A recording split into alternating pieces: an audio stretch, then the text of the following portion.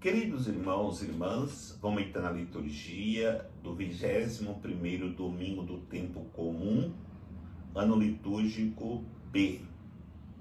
A liturgia da palavra nos apresenta os seguintes textos para nós refletirmos, como pela leitura do livro de Josué, capítulo 24, versículos 1 e 2, depois versículos 16 a 18. O salmo responsorial é o Salmo 33, como segunda leitura da carta de São Paulo aos Efésios, capítulo 5, versículos de 21 a 32. O evangelho é o de São João, capítulo 6, versículo de 60 a 69. Começamos a reflexão lembrando que estamos vivendo o mês vocacional. E esse quarto domingo do mês de agosto, nós iremos rezar pela vocação leiga na igreja. Mas na realidade, a liturgia da palavra é um convite para que nós façamos a reflexão de como estamos caminhando com Deus. E essa reflexão é para todas as vocações.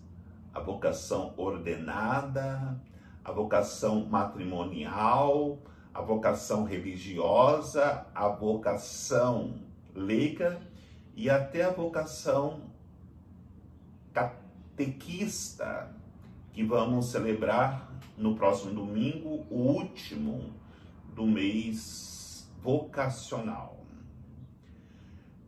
A liturgia da palavra, em cada uma das leituras, traz uma frase impactante, forte, para que nós possamos refletir. Por exemplo, a primeira leitura do livro de Josué, a palavra impactante é: eu e minha casa serviremos ao Senhor. Na segunda leitura da carta de São Paulo aos Efésios, a palavra impactante é: esposas, sejam solícitas aos vossos maridos. Esposo, amem as vossas esposas como Cristo amou a sua igreja. E no Evangelho, a frase forte é: Senhor, onde iremos nós? Só tu tens palavras de vida eterna. E aí, somos chamados, a partir da primeira leitura, refletir porque Josué disse: eu e minha casa serviremos ao Senhor. Nós sabemos que ao caminhar pelo deserto, depois da saída do Egito, o povo ia constantemente reclamando. Nada estava bom. Reclamava da falta do alimento, da falta da água, do sol escaldante, do cansaço, até que um momento que Josué para no deserto e questiona o povo. Vocês querem continuar caminhando com o Senhor? Porque precisamos decidir isso. E Josué diz: eu e minha casa serviremos ao Senhor. E vocês? Porque não dá para continuarmos pelo deserto murmurando e reclamando. Esta realidade serve para nós hoje em nossas vocações. seja ela qual for, porque nós nos assemelhamos a esse povo caminhando pelo deserto e murmurando. Reclamamos de muitas coisas. Reclamamos muitas vezes na paróquia que a liturgia não está boa, que não ajuda o pobre, os pobres, que o cântico, a equipe do coral não está cantando direito, ou reclamamos da nossa própria família, ou reclamamos da igreja. Precisamos decidir quem que nós queremos servir. Mesmo porque não podemos generalizar, na caminhada pelo deserto tinha os que iam murmurando. E tinha os que eram fiéis, que aceitavam tudo como prova de Deus, aceitavam tudo como tribulações que Deus permitia para que eles pudessem chegar na terra prometida.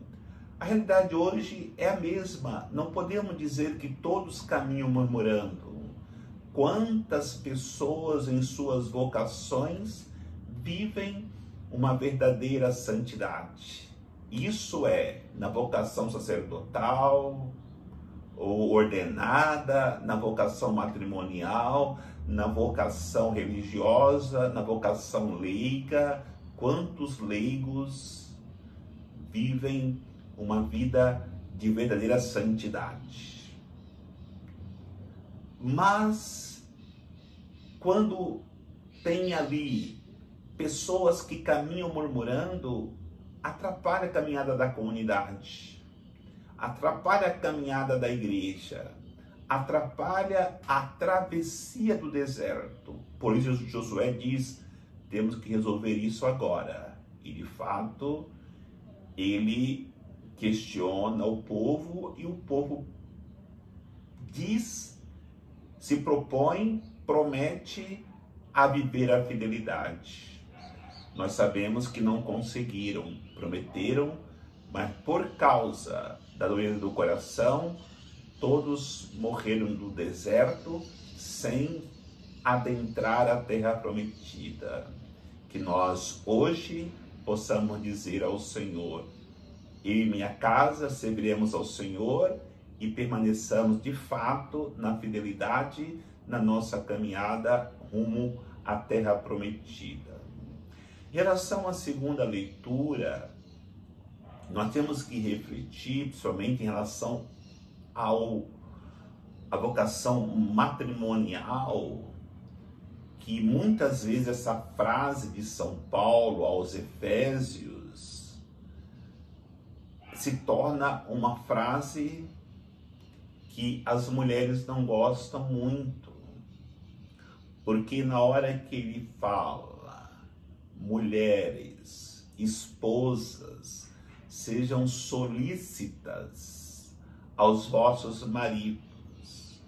Podemos traduzir a solicitude como esposas, sejam submissas aos vossos maridos. É claro que no mundo de hoje, e principalmente em relação das mulheres que buscam a igualdade, a independência em relação à família, à sociedade, essa frase não cai bem. Mas é importante que se aprofunde naquilo que diz São Paulo. Sabe por quê? Porque se ele diz para a mulher ou para a esposa ser solícita ao marido, ele pede muito mais para o esposo. Por quê? Porque ele diz bem assim, esposos, amem vossas esposas como Cristo amou a sua igreja. O que é mais difícil?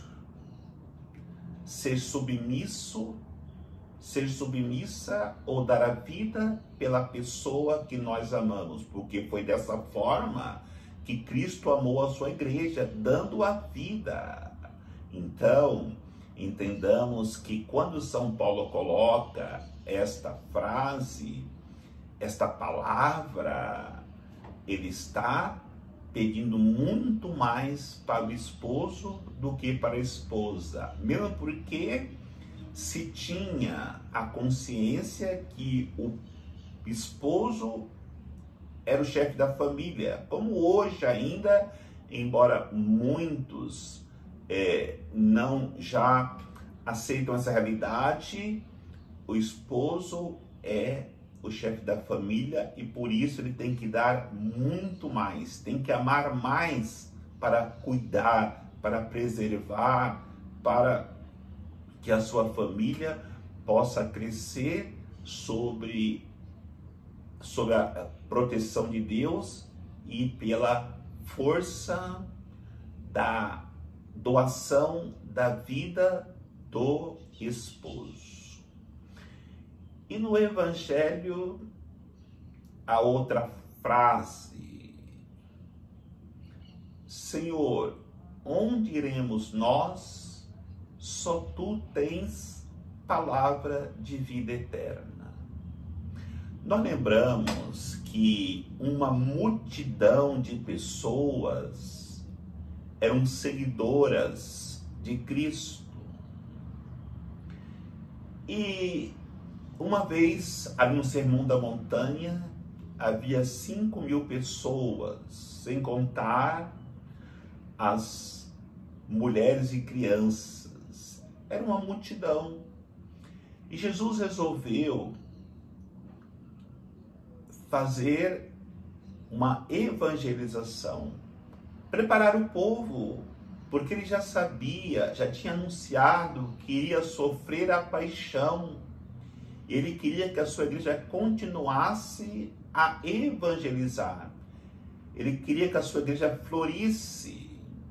Então ele fez um convite para as pessoas, para que elas pudessem serem enviadas para evangelizar. Sabe de quantas pessoas apareceram para poder serem evangelizadoras? Destas 5.000 pessoas, sem contarem as mulheres e as crianças, apenas 72 pessoas.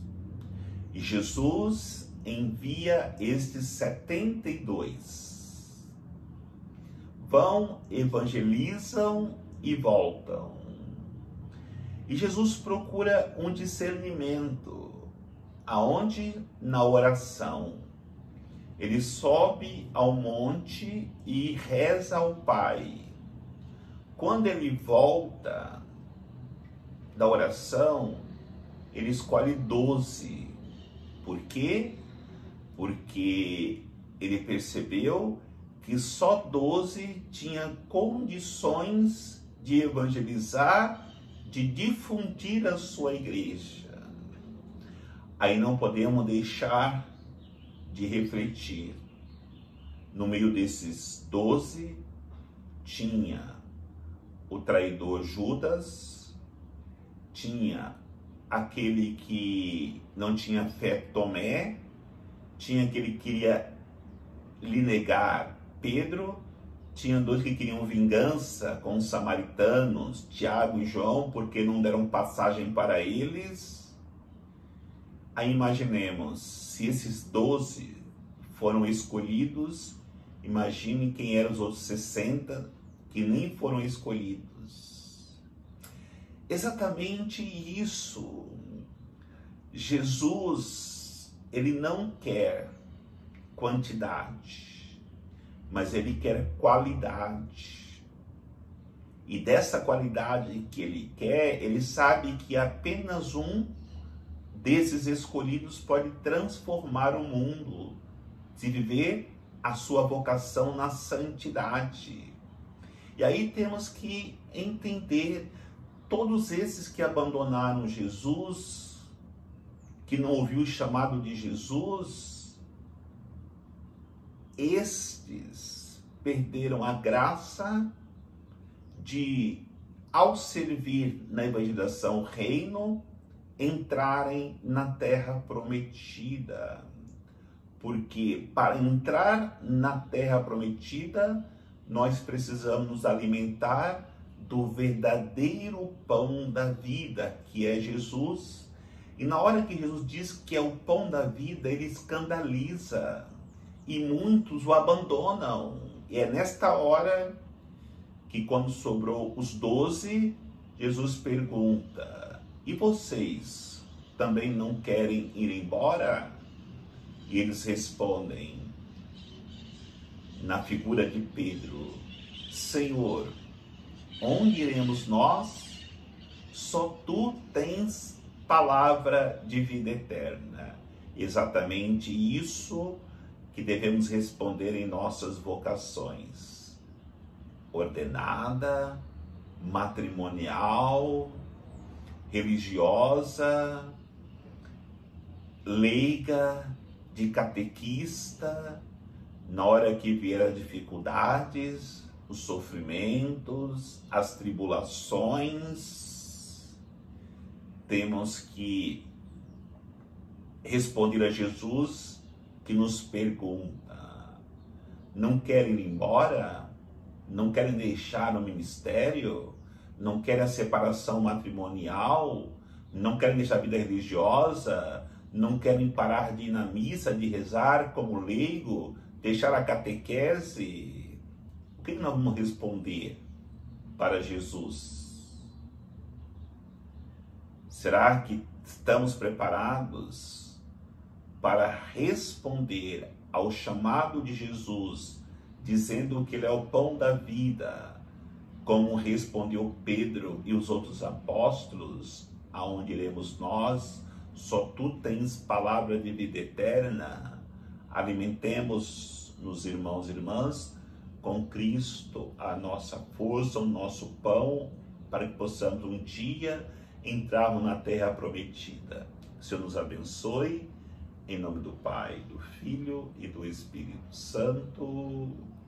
Amém.